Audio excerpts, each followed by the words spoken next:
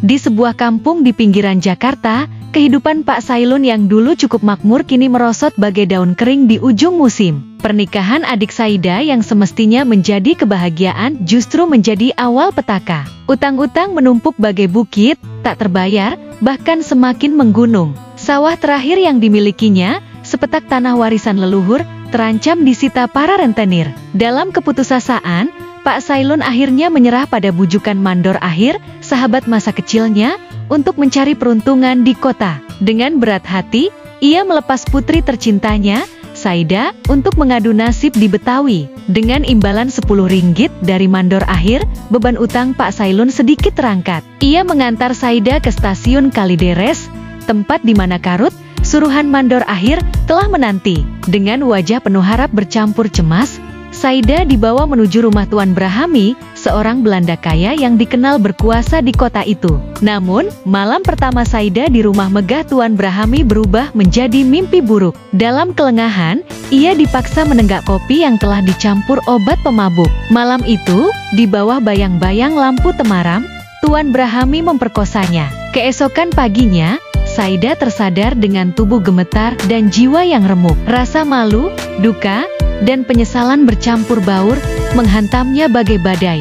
Janjinya kepada sang ibu untuk menjaga kesucian dirinya kini hancur, dan tubuhnya pun jatuh sakit, demam tinggi menyerang. Di rumah yang sama, tinggallah Katinah, istri Karut, yang pernah menjadi gundik Tuan Brahami. Dengan nada lembut namun penuh tipu daya, Katinah membujuk Saida untuk pasrah pada nasib. "Terima saja, Saida," ujarnya, "Tuan Belanda ini kaya dan berkuasa. Melawannya sia-sia. Kalau kau menurut, uang akan mengalir deras." Katinah menambahkan dengan nada getir, "Belanda itu licik, Saida. Hukum selalu memihak mereka. Kita, orang kecil, tak akan pernah menang." Namun, jiwa Saida memberontak. Ia tak sudi menyerah pada ketidakadilan.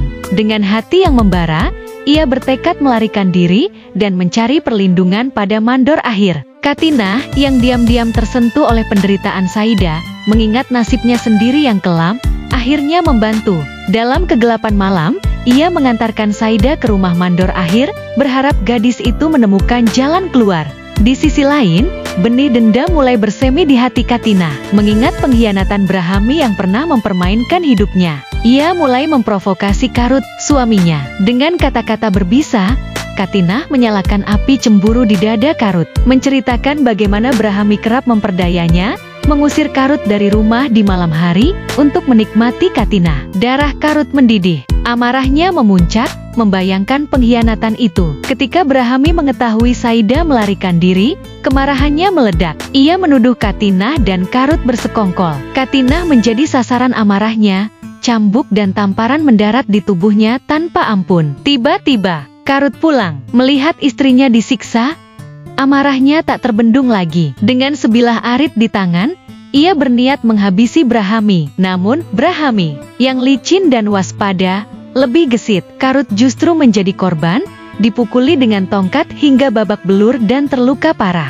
Ia dilarikan ke rumah sakit, nyaris kehilangan nyawa. Sementara itu, di rumah Mandor Akhir, Saida menjadi sasaran bujukan tak henti-hentinya. Mandor Akhir dan istrinya, dengan lidah manis penuh tipu muslihat, terus mendesak Saida untuk kembali ke rumah Brahami. "Kau tak punya pilihan lain," kata mereka, "kembali, dan hidupmu akan lebih mudah."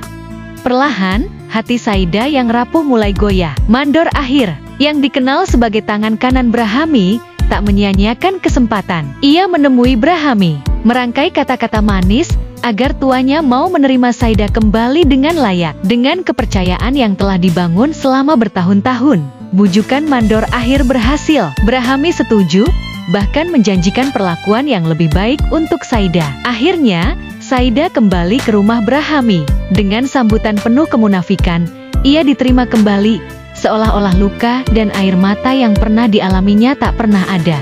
Di balik senyum ramah Brahami, tersimpan niat yang tak pernah benar-benar murni, sementara Saida, dengan hati yang masih terluka, harus menjalani hari-harinya di bawah bayang-bayang ketidakpastian. Cerita ini adalah cerminan kelam dari zaman kolonial, di mana kuasa dan tipu daya seringkali menentukan nasib orang-orang kecil, seperti Saida dan Katina. Namun, di tengah penderitaan, semangat untuk melawan dan bertahan tetap menyala, meski terkadang redup oleh kerasnya kehidupan.